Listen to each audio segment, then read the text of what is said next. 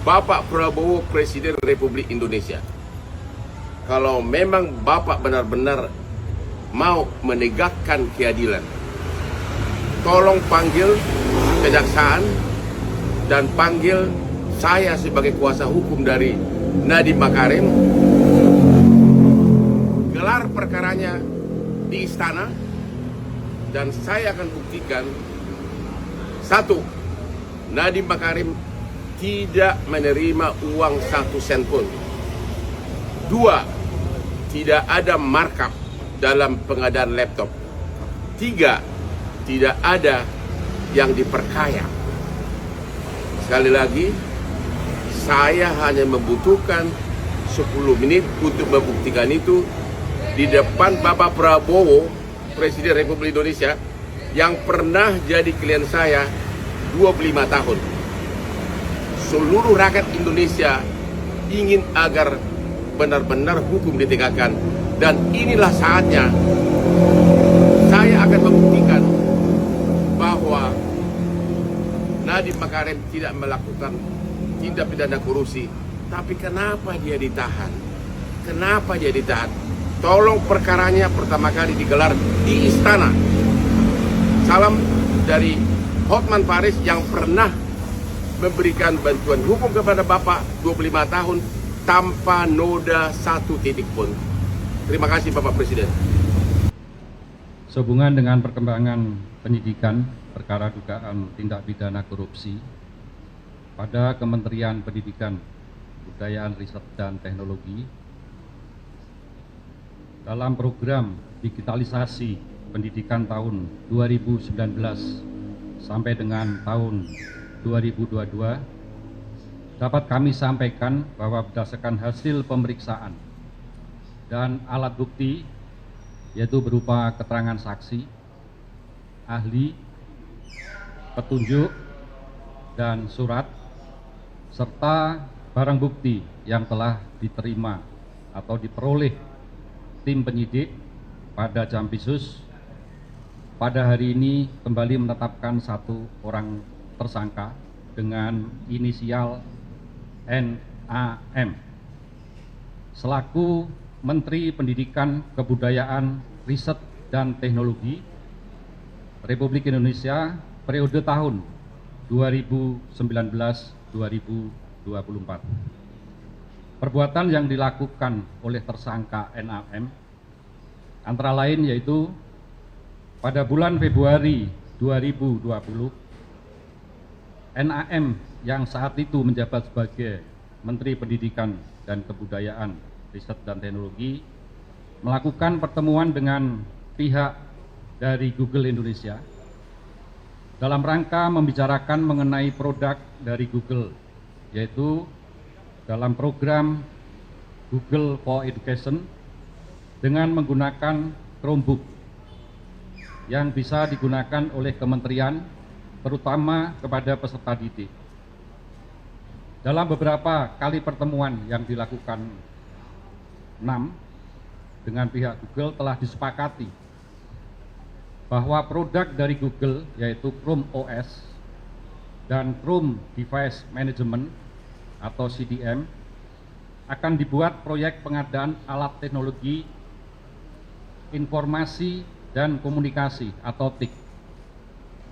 Dalam mewujudkan kesepakatan antara NAM dengan pihak Google Indonesia, selanjutnya pada tanggal 6 Mei 2020, NAM mengundang jajarannya, diantaranya yaitu H selaku Dirjen PAUD Dikdasmen, T selaku Kepala Badan Litbang Kemendikbudristek, JT dan FH selaku staf khusus menteri telah melakukan rapat tertutup, yaitu melalui via Zoom meeting, dan mewajibkan para peserta dalam menggunakan handset atau alat sejenisnya yang membahas pengadaan atau kelengkapan alat TIK, yaitu menggunakan Chromebook sebagaimana perintah dari NAM.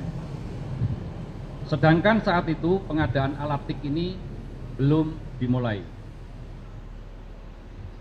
untuk meloloskan Chromebook produk Google, Kemendikbud sekitar awal tahun 2020, NAM selaku Menteri menjawab surat Google untuk ikut partisipasi dalam pengadaan alat TIK di Kemendikbud. Padahal sebelumnya surat Google tersebut tidak dijawab oleh Menteri sebelumnya, yaitu ME, yang tidak merespon karena uji coba pengadaan Chromebook tahun 2019 telah gagal dan tidak bisa dipakai untuk sekolah garis terluar atau daerah terluar tertinggal terdalam 3T. Atas perintah 6 dalam pelaksanaan pengadaan TIK tahun 2020 yang akan menggunakan Chromebook, SW selaku Direktur SD dan M selaku Direktur SMP membuat juknis, juklat yang spesifikasinya sudah mengunci, yaitu Chrome OS. Selanjutnya tim teknis membuat kajian review teknis yang dijadikan spesifikasi teknis dengan menyebut Chrome OS.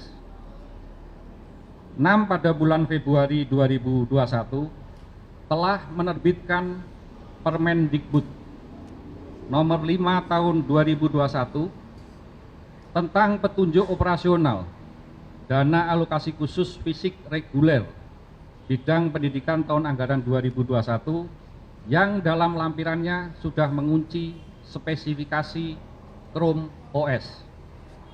Ketentuan yang dilanggar: 1.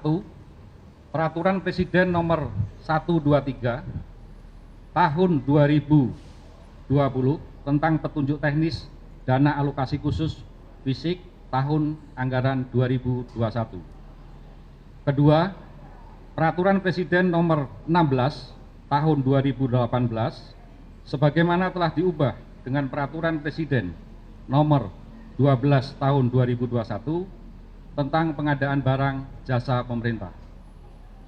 Ketiga, Peraturan LKPP nomor 7 tahun 2018 sebagaimana telah diubah dengan Peraturan LKPP nomor 11 tahun 2021 tentang pedoman perencanaan pengadaan barang jasa pemerintah.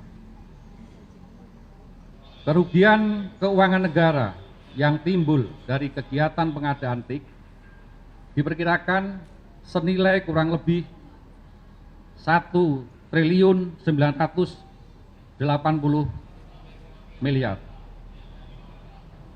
yang saat ini masih dalam penghitungan kerugian keuangan negara oleh BPKP. Pasal yang disangkakan: tersangka 6 disangkakan melanggar pasal 2 ayat 1 atau pasal 3 Yunto pasal 18 Undang-Undang nomor 31 tahun 1999 sebagaimana diubah dengan Undang-Undang nomor 20 tahun 2001 tentang perubahan atas Undang-Undang RI nomor 31 tahun 1999 tentang pemberantasan tindak pidana korupsi Yunto pasal 55 ayat 1 ke 1 KUHP. Untuk kepentingan penyidikan, tersangka NAM akan dilakukan penahanan di rutan selama 20 hari ke depan sejak hari ini tanggal 4 September 2025 bertempat di Rutan Salimba Cabang Kejaksaan Negeri Jakarta Selatan. Demikian yang dapat kami sampaikan. Saya akhiri, wassalamualaikum warahmatullahi wabarakatuh. Salam, Om Santi Santi Santium.